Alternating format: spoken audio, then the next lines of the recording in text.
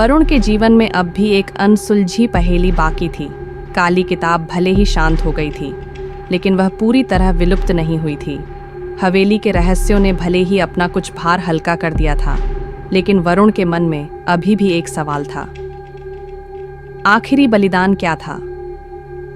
आत्मा ने जो संकेत दिया था, उसका सही अर्थ क्या था? कुछ दिनों तक वरुण सामान्य जीवन में लौटने की कोशिश करता रहा, लेकिन रात में जब भी वह सोने जाता, उसे अजीब सपने आते। कभी उसे किताब के पन्नों पर जलते हुए अक्षर दिखते, कभी हवेली के दरवाजे पर खड़ी कोई छाया उसे पुकारती। एक रात जब वह आधी नींद में था, अचानक उसके कमरे की खिड़की खुल गई और ठंडी हवा अंदर बहने लगी। उसे लगा कोई अदृश्य शक्ति उसे फिर से हवेली की ओर बुला रही थी। उसने बिना देर किए अपना टॉर्च उठाया और हवेली की ओर बढ़ चला। अंधेरे में डूबी हवेली अब भी रहस्यमयी और डरावनी लग रही थी, लेकिन इस बार उसके अंदर एक अलग सा आत्मविश्वास था। जैसे ही उसने हवेली का मुख्य दरवाज़ा खोला, एक जानी पहचानी फुसफुसाहट हवा में गूंजी। तुमने मेरा आधा श्राप हटा दिया है, पर मुक्ति अब भी अधूरी है। ये वही आत्मा थी, लेकिन इस बार उसकी आवाज़ में पहले जैसी पीड़ा नहीं थी, बल्कि एक अजीब सी गहराई थी। वरुण ने आगे बढ़कर पूछा, आखिरी बलिदान क्या है? आत्मा ने धीरे से कहा, तुम्हें काली किताब का अंतिम पृष्ठ खोलना होगा और इसे हमेशा के लिए समाप्त करना होगा, लेकिन याद रखना, यह आसान नहीं होगा। वरुण ने झिझकते हुए किताब खोली। पन्ने एक के बाद एक पलटते गए, जब तक कि वह अंतिम पृष्ठ तक नहीं पहुंचा। यह पृष्ठ बाकी सभी पृष्ठों से अलग था। यह पूरी तरह काले रंग का था, मानो उसमें स्याही नहीं बल्कि अंधकार भरा हो।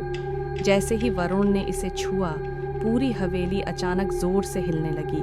दीवारों पर लटकी पुरानी तस्वीरें नीचे गिर गईं, छत से धूल झड़ने लगी। हवेली के हर कोने से काले धुएं की लहरें उठने लगीं। आत्मा की आवाज़ फिर आई, अब या तो यह किताब तुम्हें हमेशा के लिए निगल जाएगी, या फिर तुम इसे नष्ट कर दोगे।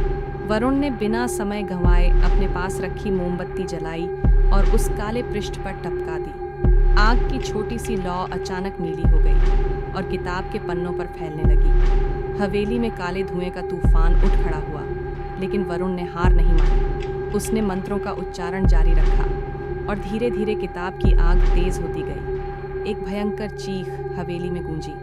आत्मा की काली परछाई हवा में उठी और फिर एक चमकदार रोशनी में बदलकर धीरे धीरे विलीन हो गई।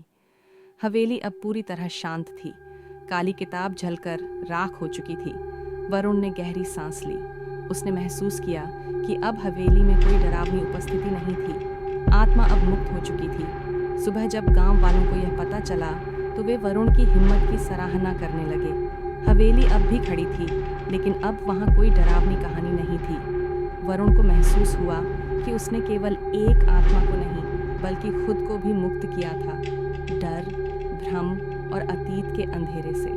अब उसके सपने शांत थे, हवेली शांत थी और सबसे बड़ी बात, उसकी आत्मा भी शांत थी।